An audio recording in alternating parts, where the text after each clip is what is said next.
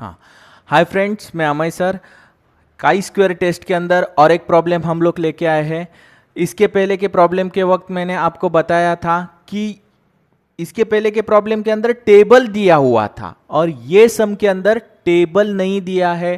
Chi square का test का problem है या ची स्क्वायर टेस्ट, कुछ भी बोलते हैं, ऐसे बोलते हैं, लेकिन हमें वही फॉर्मूला यूज करना है। ओके, तो यहां पे देखो, काई स्क्वायर टेस्ट के अंदर हम लोग क्या करेंगे, यहां पे प्रॉब्लम क्या दिया हुआ है वो बहुत इंपॉर्टेंट है। The samples of 400 students of a under graduate and 400 students of a post graduate, ऐसे दो टाइप के क्लासेस है स्टूडेंट्स के। ओके, और वो क्लासेस के अंदर ऑटोनॉमस कॉलेज रहता है ना, उसके बारे में वो क्लासेस के अंदर ओपिनियन लिया गया है। क्या ओपिनियन लिया गया है कि ऑटोनॉमस कॉलेजेस अच्छे हैं, मतलब फेवरेबल है और नॉन फेवरेबल है। ओके, तो उसका वैल्यूज उन्होंने दिया हुआ है, उसके हिसाब से मतलब ओपिनियन और क्लासेस के बीच में क्या है, एसोसिएशन है या नहीं है। ओके, इसके बारे में हम लोग को क्या करना है, टेस्ट एनालिसिस करना है। इसके लिए हम लोग टेस्ट केसेस लिखने वाले हैं। ओके, तो यहां पे देखो, हम लोग लेटेस्ट स्टार्ट करते हैं प्रॉब्लम की ओर। तो यहां पे ऊपर वाला जो ये रहेगा, ये ओपिनियन रहेगा, यहां पे रहेंगे क्लासेस। ओके, और यहां पे मैं क्या लिखूंगा, देखो, सबसे पहले अंडर ग्रेजुएट, इसके बाद पोस्ट ग्रेजुएट, यहां पे फेवरेट, नॉन फेवरेटेड, टोटल, और यहां पे भी टोटल।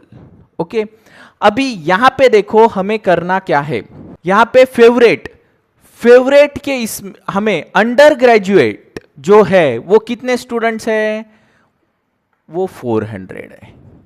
इसके बाद पोस्ट ग्रेजुएट कितने हैं, वो भी 400 है। ओके, अभी इसके अंदर 210 of under graduate students and 310 of post graduate students, ये फेवरेटेड है किसके बारे में, ऑटोनॉमस कॉलेज के स्टेटस के बारे में। तो यहां पे मैं लिख देता हूं 290 एंड 310, ये फेवरेबल है।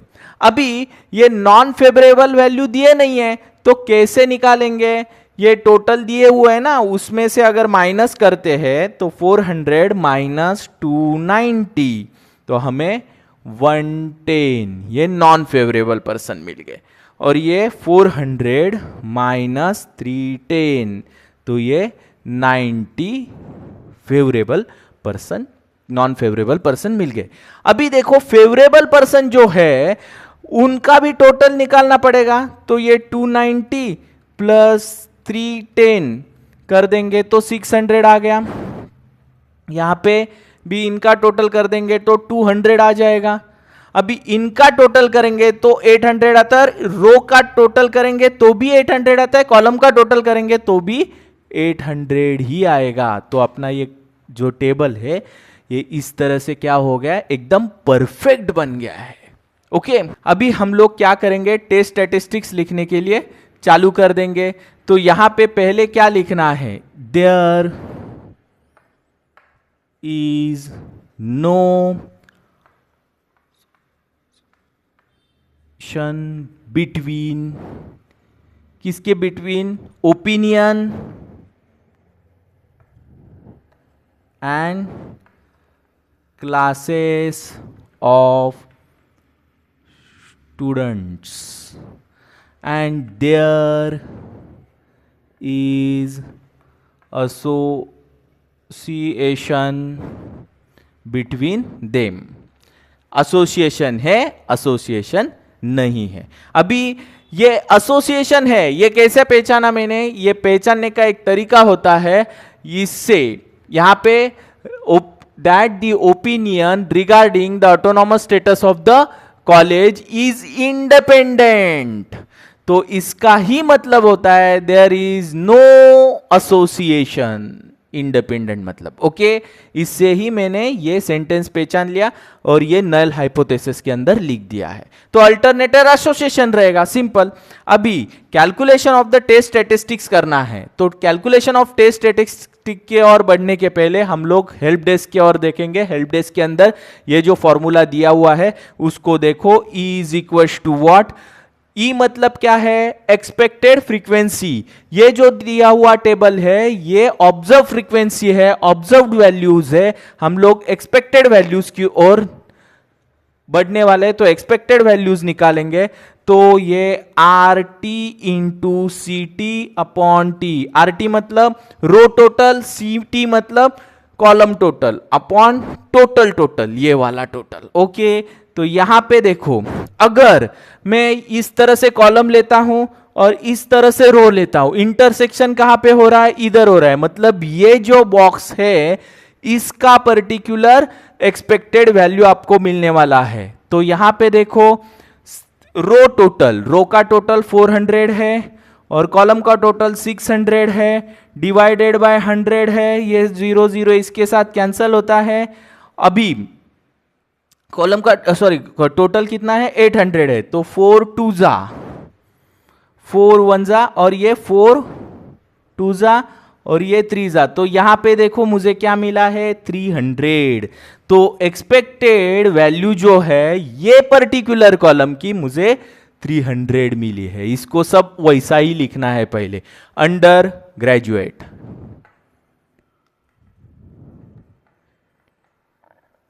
पोस्ट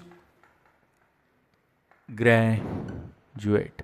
अभी मेरा हैंडराइटिंग इतना अच्छा नहीं है लेकिन समझने के लिए काफी है। रेटेड, नॉन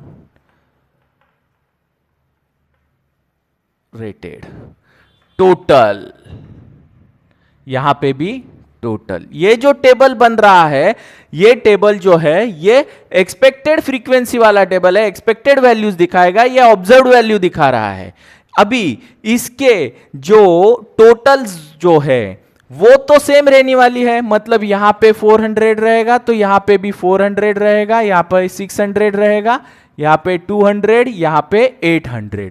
ये आपको ऐसे इस तरह से निकाल के लेना है। अभी ये जो वैल्यू है ये भी यही फॉर्मूले से निकाल सकते हैं, मतलब 400, ये 400 हो गया, ये 200 हो गया, मतलब इधर का वैल्यू मिलेगा मुझे।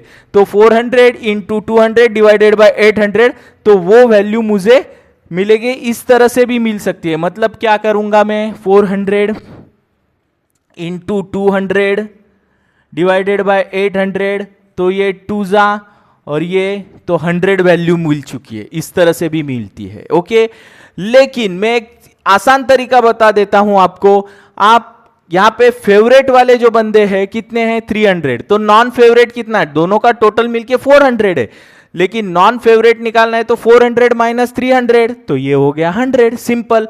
इस तरह से कॉलम को भी देखो, ये क्या है, नॉन फेवरेटेड है और उनका टोटल दिया हुआ है 200, और नॉन फेवरेट पर्सन में ग्रेजुएट कितने हैं, 100 है, तो पोस्ट ग्रेजुएट कितने बचेंगे, 200 माइनस 100, तो यहां पे मिल गया मुझे 100। अभी यहां पे तो दोनों ऑप्शन खुले हैं हम लोग को, एक तो रो से कर लो या कॉलम से कर लो। यहां पे फेवरेट में अंडर ग्रेजुएट कितने हैं, 300 है, तो पोस्ट ग्रेजुएट निकालने के लिए टोटल में से 300 माइनस कर दो, तो यहां पे भी 300 मिलेंगे। इस तरह से ये मैं निकाल सकता हूं। या तो यहां पे देखो, ये जो है ये पोजीशन के लिए मैंने निकाला, तो यहां पे मुझे ये पोजीशन के लिए निकाला, 90 के पोजीशन के लिए, ये इस तरह से कैलकुलेशन से वो भी वैल्यू 100 ही आई है। मतलब उस तरह से भी जा सकते हो, इस तरह से भी जा सकते हो, लेकिन ये थोड़ा आसान रहता है, टाइम कंज्यूमिंग नहीं रहता है। ओके, तो ये वाला मेथड आप यूज करेंगे तो आप एक्सपेक्टेड फ्रीक्वेंसी का टेबल फटाक से बना सकते हो। ओके, और टेबल बनाने का मकसद क्या होता है, गलती होने का चांस बहुत कम। ओके, अभी यहां पे सबसे इंपॉर्टेंट चीज देखो, हम लोग इसको मार्किंग करते हैं 1 2 3 और 4, उसी हिसाब से इसके अंदर भी करते हैं 1 2 3 एंड 4। अभी ऑब्जर्व फ्रीक्वेंसी के अंदर ये सीक्वेंस से ही लिखते हैं, 290, उसके बाद 110, इसके बाद 310 और ये 90।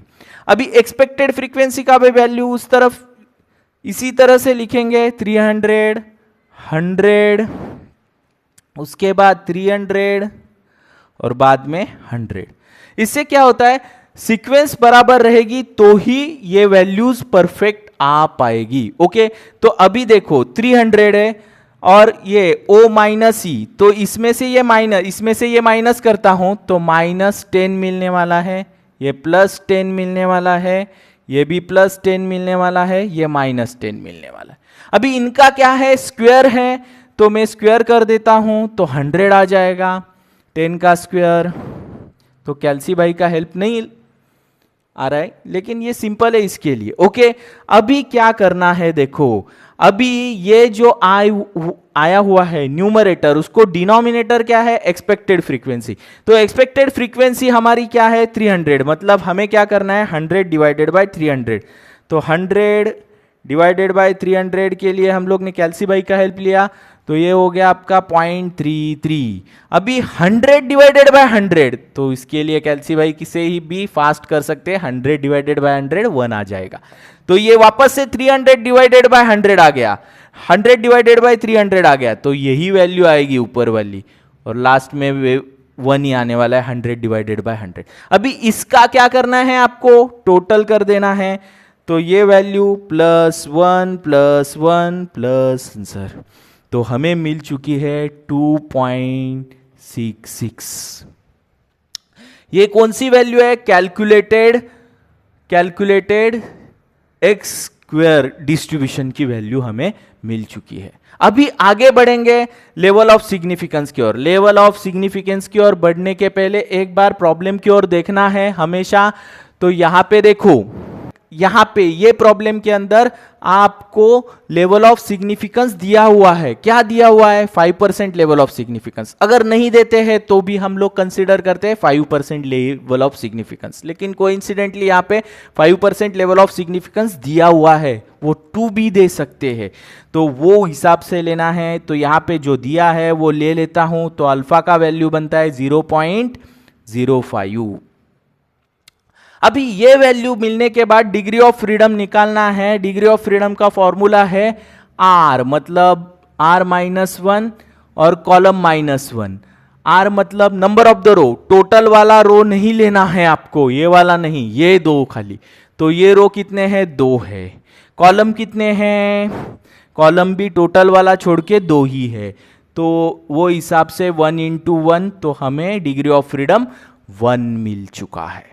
अभी सबसे इंपॉर्टेंट बात, क्रिटिकल वैल्यू हमें फाइंड आउट करनी है। क्रिटिकल वैल्यू के अंदर टेबल वैल्यू निकालनी है, टेबल वैल्यू निकालनी है, जो एक्स स्क्वायर है वो टेबल वैल्यू निकालनी है। टेबल वैल्यू निकालने के लिए हमें क्या करना पड़ेगा, टेबल का हेल्प ले। यहां पे देखो सबसे इंपॉर्टेंट चीज, टेबल आपको एग्जाम में प्रोवाइड किए जाएंगे, तो उसमें से खाली आपको वैल्यू निकालनी है। तो करना क्या है, देखो एक्स स्क्वायर डिस्ट्रीब्यूशन के अंदर टेबल देखना है। कौन सा, एक्स स्क्वायर, क्योंकि एक्स स्क्वायर की वैल्यू निकाल रहे, तो एक्स स्क्वायर डिस्ट्रीब्यूशन के अंदर जाना है। उसके अंदर डिग्री ऑफ फ्रीडम ढूंढना है। हमारा डिग्री ऑफ फ्रीडम 1 आ चुका है, 1 है यहां पे, तो 1 आएगा। और ये जो वैल्यू है वो 0.05 के अंदर हमें देखनी है, वो हमें मिल चुकी है 3.841। तो यहां पे हमें वैल्यू मिल चुकी है 3.841। ओके, ये टेबल से हमें वैल्यू मिल चुकी है। अभी ये वैल्यू मिलने के बाद कौन सी वैल्यू बड़ी है छोटी है, उसके ऊपर डिसीजन डिपेंड रहता है। तो यहां पे table value is greater than calculated value, मतलब टेबल वैल्यू बड़ी है कैलकुलेटेड वैल्यू से। अभी कैलकुलेटेड वैल्यू देखो कितनी है, कैलकुलेटेड वैल्यू 2.66 है, टेबल वैल्यू तो ऑब्वियसली बड़ी है। अभी ये टेबल वैल्यू जो बड़ी है, इसके ऊपर से हम लोग को हाइपोथेसिस का डिसीजन लेना पड़ेगा। हाइपोथेसिस एक्सेप्ट कर लेते तो null hypothesis is expected, accepted native thesis is rejected। अभी नल हाइपोथेसिस के अंदर, नल हाइपोथेसिस अगर हम लोग एक्सेप्ट कर रहे हैं, इसका मतलब क्या होता है, there is an association between opinion and the class of the student. तो हमें डिसीजन देना पड़ेगा, there is no association between opinion and classes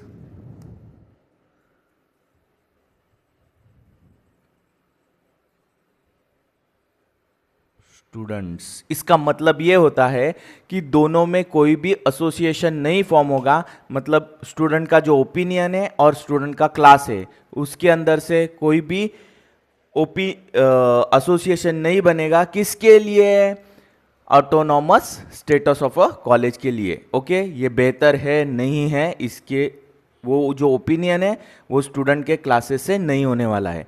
ये हमें किससे ये डिसीजन मिला है? ये हम लोग ने जो काई स्क्वायर टेस्ट जो किया है उसके ऊपर से हमें ये डिसीजन मिल चुका है। ओके, तो यहाँ पे आप इसका स्क्रीनशॉट ले लो। अगर ये सम के अंदर आपको कोई भी डाउट है या कोई भी क्वेश्चन है तो कमेंट बॉक्स में कमेंट करके ज़रूर पूछ लेना।